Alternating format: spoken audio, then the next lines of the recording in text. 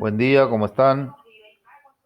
Esta semana vamos a grabar este video para hablar sobre un tema nuevo.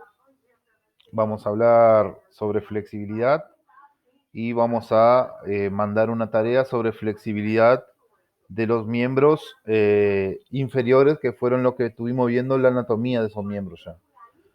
Semanas anteriores estuvimos viendo cómo trabajar la fuerza en los diferentes grupos musculares de los miembros inferiores, y esta semana yo le voy a describir una consigna junto con esta tarea para trabajar la flexibilidad. Cuando hablamos de flexibilidad, nos referimos a una capacidad que tienen las articulaciones, en realidad no son los músculos, de lograr su eh, movimiento con la mayor amplitud posible. Amplitud, cuando hablamos de amplitud, es cuando logramos que las articulaciones logren como que se logren extender lo máximo posible. Eh, esa amplitud del movimiento está estipulado, está compuesta por dos cosas fundamentales, que son la movilidad articular, o sea, la capacidad que tiene la articulación de realizar movimientos lo más amplios que puede, y la elasticidad que tiene el músculo, que es la capacidad que tiene el músculo de estirarse y de volver a su posición inicial. Cuanto mayor capacidad tiene el músculo de estirarse y volver a su posición inicial, obviamente va a favorecer, o sea, el músculo que lo que hace es frenar a las articulaciones o limitar la articulación de los movimientos. Cuanto más entrenado esté ese músculo va a lograr elastizarse más y volver a su posición inicial, y eso le va a favorecer a que la movilidad articular tenga mayor amplitud en sus movimientos. Teniendo esos datos, podemos sacar conclusiones de que cuando realizamos movimientos con nuestro cuerpo humano, ya sea el movimiento que sea, siempre tenemos que tratar de realizar esos movimientos con la mayor amplitud que podamos. Cuando vamos a entrar en calor, por ejemplo, que hacemos movilidad, tenemos que hacer movilidad pero realizando el movimiento completo. No podemos hacer movilidad haciendo los movimientos limitados o en no todo su recorrido articular, porque eso está limitando la capacidad de elasticidad del músculo y por consiguiente estoy limitando la capacidad de flexibilidad. Voy a hacer ejercicios de fuerza, por ejemplo, voy a hacer una sentadilla, hago la sentadilla con todo el movimiento, con toda la amplitud de movimiento que me permite. Hago la sentadilla, voy lo más abajo que puedo, por ejemplo. Voy a hacer cualquier movimiento en la vida cotidiana. Bueno, tenemos que siempre tratar de hacer esos movimientos lo más amplio posible. ¿Por qué eso? Porque ya tenemos que ir acostumbrándonos a movilizar todas las articulaciones y a su vez a lograr que el músculo logre una mayor capacidad de elasticidad, para que cuando vayamos con el pasar del tiempo en nuestra vida adulta no tengamos limitantes de movimiento a causa de vicios o de malos movimientos realizados anteriormente, generalmente por pereza. Cuando llegamos a una edad avanzada, generalmente tenemos limitados los movimientos. Si le piden a un adulto mayor que realice cierto movimiento, generalmente va a estar limitado.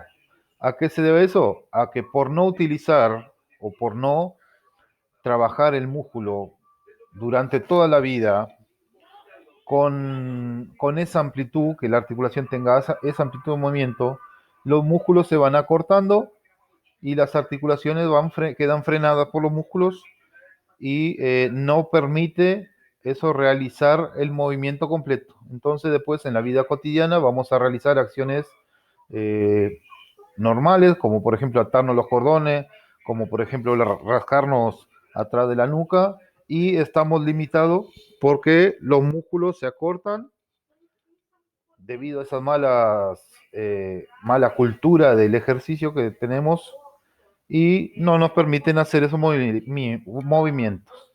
Siempre tenemos que acostumbrarnos a hacer movimientos varias veces a la semana y que esos movimientos sean con toda la amplitud de movimiento que puede. Después, características de la flexibilidad. La flexibilidad es una capacidad que no es una capacidad condicional, como la fuerza, como la resistencia y como la velocidad que estuvimos hablando antes, y tampoco es una capacidad coordinativa. La flexibilidad es una capacidad mixta que tiene algunos componentes condicionales y algunos componentes coordinativos. Condicionales que tiene, o sea, que son componentes que la limitan o no. Lo primero que tengo que tener en cuenta es que es involutivo. ¿Qué se refiere involutivo? Que con la edad se pierde, se va perdiendo esa capacidad. Generalmente por lo que hablamos anteriormente, vicios o malas ejecuciones de movimiento o por no ejecutar movimiento. Eh, Muchas veces por pereza del cuerpo humano mismo o por las tecnologías que tenemos que nos van facilitando la vida cotidiana y nos van dando la posibilidad de realizar una acción utilizando algún implemento tecnológico. Y eso hace que la musculatura deje de trabajar como naturalmente debería y queda limitado los movimientos. Por ejemplo, eh, si antes en invierno, por ejemplo, yo agarraba un hacha para cortar leña, todo ese movimiento de cortar leña va generando movilidad articular y va generando elasticidad del músculo. Por ejemplo, cuando yo levanto el hacha, va generando elasticidad de cierta musculatura involucrada de todo el cuerpo. Hoy en día tenemos la motosierra, por ejemplo, que la motosierra solamente quedó en una posición con la motosierra y esa herramienta realiza todo el trabajo. ¿Qué pasa? Me voy a cansar menos, voy a producir más, pero el cuerpo va a estar dejando de realizar movimientos naturales que esos movimientos naturales me sirven para cuando llegue a una edad avanzada mantenerlos. Después la flexibilidad es genética. ¿Qué quiere decir eso? Que se hereda. Eh, Cuando los padres tienen esa capacidad muy desarrollada, los hijos en sus genes van a heredar que también van a tener esa capacidad muy desarrollada. No quiere decir que si una persona no tiene gran nivel de flexibilidad, no puede mejorarlo. Puede mejorarlo porque es una capacidad que si se le entrena se mejora mucho. Eh, pero la mejora en una persona que tiene componente genético favorable hacia esa capacidad va a ser mucho más significativa. Por ejemplo, una persona que es muy flexible, si entrena, va a ser mucho más flexible que una persona que no es flexible y que entrena. Después, otra característica es que la edad, ya hablamos de la edad, y el sexo lo van limitando. De la edad ya hablamos, vamos a hablar del sexo. Eso se debe a que dentro de la raza humana, que nos dividimos como dentro de la raza macho y hembra, los machos producen eh, una hormona, secretan una hormona que se llama la testosterona, que también tiene que ver con la fuerza, que esa hormona lo que hace es limitar, o sea, lo que hace es beneficiar al tono muscular para ganar más fuerza. Entonces, un músculo que tiene un tono muscular más fuerte va, obviamente, a tener menos elasticidad. Por eso dentro de la raza humana, los machos tienen generalmente menos flexibilidad que las hembras. Las hembras, sus ovarios secretan mucho menos testosterona que los testículos masculinos que son las glándulas encargadas de secretarla, y por eso tienen un tono muscular más no tan rígido y generan mayor, o sea, ese músculo le genera menos resistencia a las articulaciones y permite tener una amplitud de movimiento mayor. Es muy importante trabajar la flexibilidad porque previene lesiones. Generalmente, si nosotros tenemos alguna limitante eh, en un movimiento a causa de tener poca flexibilidad, vamos a comenzar a realizar movimientos en cadena como movimientos secundarios para poder realizar ese primer movimiento. Y eso hace que se vaya fatigando el sistema muscular, por ejemplo, y se pueda llegar a producir alguna lesión a causa del acortamiento de la poca flexibilidad de una zona. Es como un movimiento en cadena. No tengo flexibilidad suficiente en una zona, voy deformando el cuerpo o adaptando el cuerpo para poder realizar ese movimiento y la parte que voy adaptando tiende a realizar un movimiento antinatural y generando, entonces puede generar lesiones. Después, para trabajar la flexibilidad podemos utilizar diferentes formas. Eh, esa forma, como yo trabajo la flexibilidad, se lo denomina método. Método es la forma que tengo para trabajar tal cosa. Entonces, podemos trabajar la flexibilidad desde una forma estática, o sea, un método estático, y desde un método dinámico. Cuando hablamos de estático, hablamos que es algo, alguna acción que no tiene movimiento. Y cuando hablamos de algo dinámico, es algo que tiene movimiento. Después tenemos un método que se llama de facilitación neuromuscular, pero ese no lo vamos a hablar porque es más complejo. Vamos a hablar ahora del método estático y del método dinámico solamente. El método estático son todos los estiramientos que ustedes deben conocer donde no hay movimiento. Por ejemplo, acá estoy estirando el tríceps, que es un músculo del brazo, y estoy estirándolo de forma estática. ¿Por qué? Porque no tiene movimiento. Y dinámico es cuando hago rebotes o movimiento balística. Por ejemplo, acá lo tengo estático al tríceps. Estoy realizando flexibilidad o estiramiento estático. Si hago pequeños movimientos, estoy estirando de forma dinámica.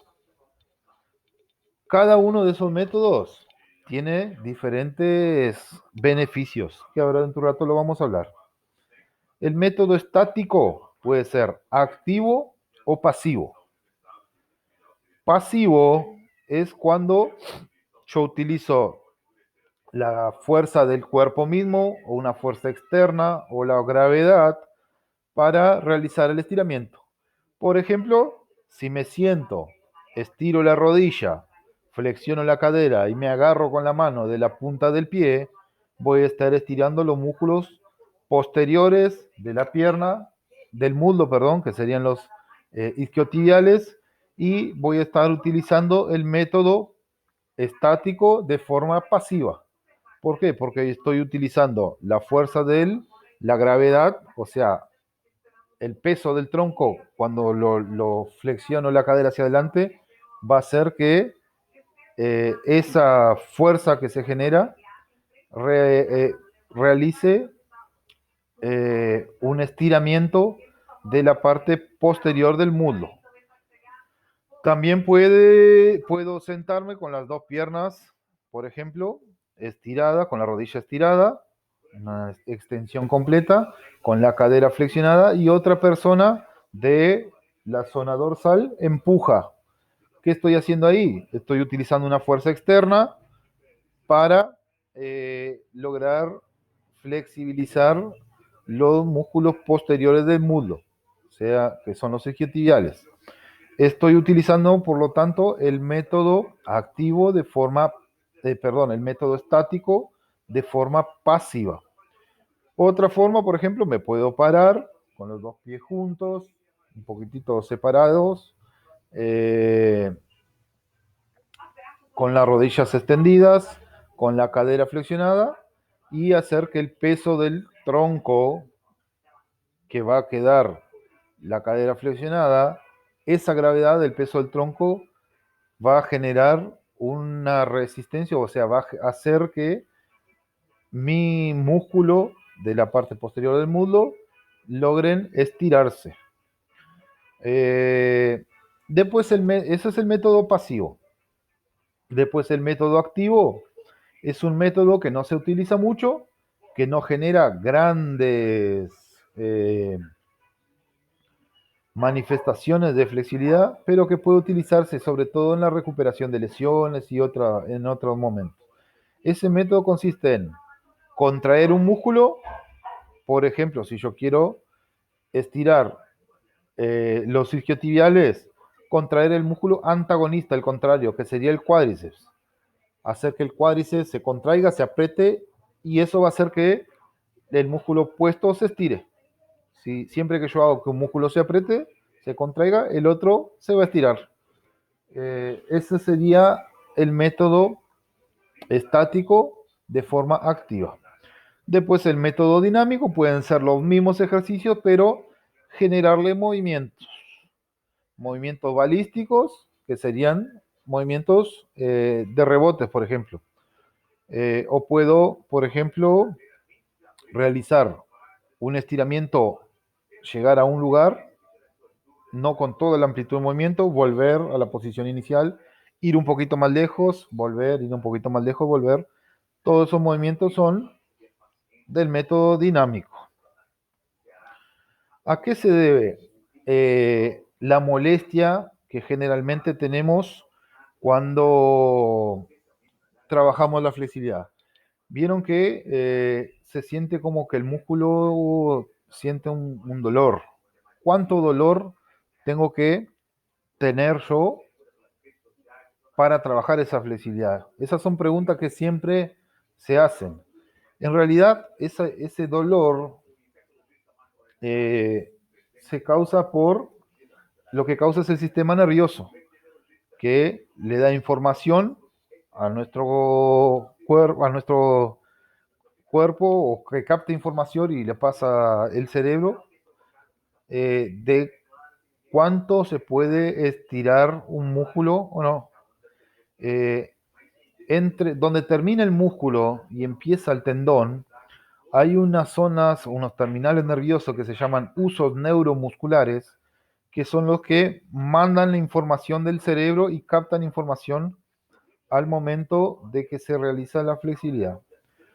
Eh, Nuestro cerebro manda información de que tenemos que estirar tal músculo, y cuando comenzamos a estirar, esos usos neuromusculares le mandan la información al cerebro de hasta dónde tenemos que estirar o no.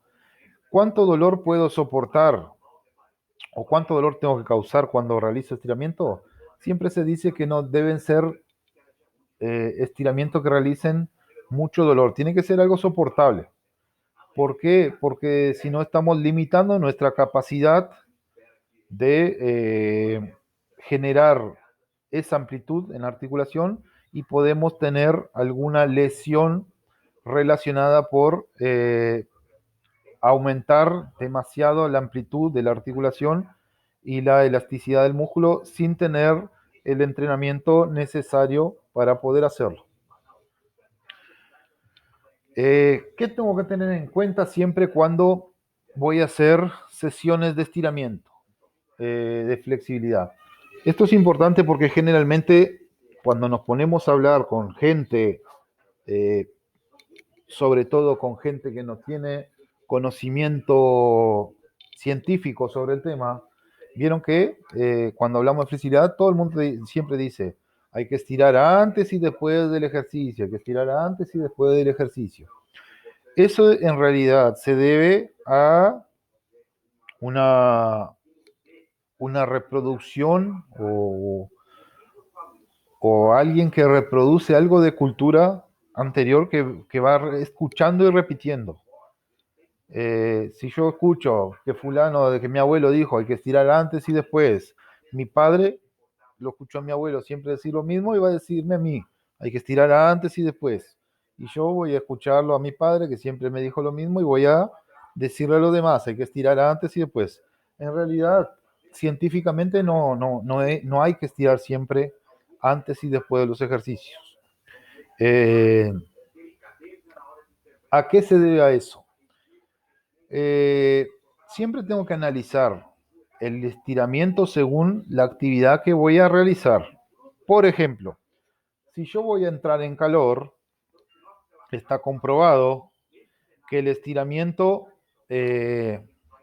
estático pasivo reduce el rendimiento muscular. ¿Qué hicieron? Unos autores que se llamaban Hanning y Pozzielny. Comenzaron a realizar sesiones de salto o ejercicios de salto después de los calentamientos. Y comprobaron ellos que cuando realizo saltos después del calentamiento y que en ese calentamiento realizaron estiramientos pasivos, estáticos pasivos, el salto se redujo, esa capacidad de salto se redujo un 4%. ¿A qué se debe a eso? A que el estiramiento pasivo generalmente, si se realiza de más de 7 segundos, el sistema nervioso, o sea, los usos neuromusculares le mandan esa información al cerebro de que los músculos se están relajando. Y los músculos o se contraen o se relajan. Si yo voy a hacer una entrada en calor, el objetivo de la entrada en calor es preparar el organismo para otra actividad más intensa. Entonces yo no puedo relajar el músculo porque mi objetivo va a ser prepararlo para una actividad más intensa. Si voy a hacer estiramiento en la entrada en calor, esos estiramientos tienen que ser utilizando el método dinámico, porque el método dinámico, el músculo no queda extendido en una amplitud estático. El músculo está moviendo, entonces no le manda esa información al cerebro de que tenemos que relajar el músculo. Además de realizarlo, de realizar ese estiramiento de forma dinámica, tenemos que realizarlo con menos de 7 segundos. Con más de 7 segundos estamos enviándole esa información a nuestro cerebro de que tenemos que relajar el músculo. Así que repasando, en la entrada en calor, el estiramiento tiene que durar menos de 7 segundos y tiene que realizarse de forma dinámica.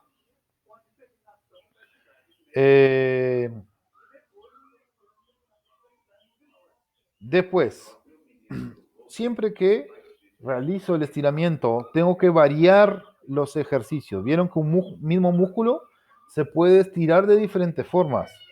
Bueno, no tengo que utilizar siempre la misma forma de estiramiento. Tengo que variar y hacerlo lo que se llama estiramiento multidireccional. ¿Por qué? Porque el músculo tiene diferentes fibras en su interior y si yo estiro de una forma voy a estar estirando ciertas fibras del músculo y capaz que hay otra fibra que no las estoy estirando. Y si estiro siempre de la misma forma, siempre voy a estirar las mismas fibras y las otras nunca las voy a estirar. Por lo tanto, tenemos que ir cambiando. Si vamos a hacer ejercicios de flexibilidad, de isquiotibiales, por ejemplo, bueno, un día estiro de una forma, otro día estiro de otra, otro día estiro de otra y voy cambiando el ejercicio para realizar el estiramiento, la flexibilidad. Recuerden que la entrada en calor, eso no es recomendable porque el objetivo de la entrada en calor es preparar para el organismo para actividad más intensa y yo, si hago estiramientos pasivos de más de 7 segundos, estoy eh, relajando el músculo. Hago que ese músculo disminuya su activación y su fuerza de contracción. Otra, bueno, eso con lo que se refiere a los dichos populares, eso de antes, de estirar antes y después del ejercicio, ya vemos que estirar antes se puede, pero tiene que ser eh, en una condición que lo hablamos hace un rato, con un tipo de estiramiento y con menos de 7 segundos. Y vamos a la segunda parte de esa afirmación, que es de estirar antes y después, que vamos al después del ejercicio. Si me preguntan, ¿hay que estirar después del ejercicio? Yo le diría que depende. ¿De qué va a depender si estiro después del ejercicio o no? De la actividad que realicé, o sea, cómo fue esa actividad física. Si fue una actividad física muy intensa, donde hay que correr muy rápido, donde hay choques, por ejemplo, en un partido de fútbol que hay golpes, choques, que se corre muy rápido, que realizan grandes esfuerzos de alta intensidad, en esos casos el estiramiento no es recomendable. Cuando se realizan ejercicios de baja intensidad, donde no hay golpes, donde no se hace grandes esfuerzos y no se exige demasiado la musculatura, ahí sí no hay problema en realizar estiramientos después de la actividad física. ¿Por qué se debe a eso? Porque cuando la actividad es muy intensa o cuando hay golpes a nivel celular, nuestros músculos están compuestos por células. Esas células que se llaman la fibra muscular se eh, van generándose en esa fibra muscular lesiones que se las llaman microlesiones. Micro porque son muy chicas, microscópicas, que no se ven. Esas microlesiones adentro de las células van generando una hemorragia, un sangrado.